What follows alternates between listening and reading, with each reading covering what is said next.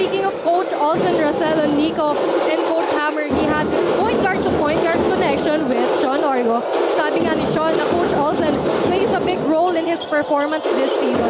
Ang laging paalala sa kanya ni Coach Olsen ay hindi nila kailangan lumabas sa comfort zone. Pagka ikaw hindi ka nakakonekta kay Coach Olsen bilang point guard, meron, kailangan lumipat ka ng eskwela kasi isa yun sa pinakamagagaling. Nabanggit ko nga kanina in our pregame. As Gortiza, nakakuha pa ng isang foul. Madiin yung atake ni King Gortiza. Going downhill. And ina-expect ni Orgo meron ng big man sa likod. Nandun kasi si Boral na una sa kanya. So, Mga titigada ngayong araw para sa AAC. ang importante naman sa mga players na to, makakuha sila ng panalo. Kasi pag panalo isa, panalo lahat.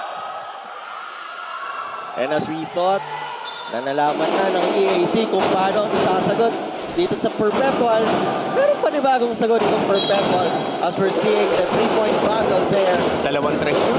Katikat, Orgo at saka Apis. Zone tres dito ngayon ang Perpetual. Conchavo has the ball. Conchavo may iwan. Montana hesitates, gives it to the right corner. Gortiza! With an answer! Grabe, shooting sa labas nito. Dalawang koponan na to. Ready sila. And another extra pass, zone buster play. Gortiza on that low wing corner shot. Nunez gives it to Marco Cruz. Walang mapasahan. Eto, titira naman si Marco Cruz. Second serving for the white shirt. Second serving also for Marco Cruz. Rebound, Ocampo. Gives it to the corner. Kinal from the three. Grabe, big shot. Drive and kick action. Nakakumpul yung depensa sa loob. Back-to-back threes naman para sa EAC. Walang kukurap. Bad pass. Masyadong masikip. Papa naman. Gortiza.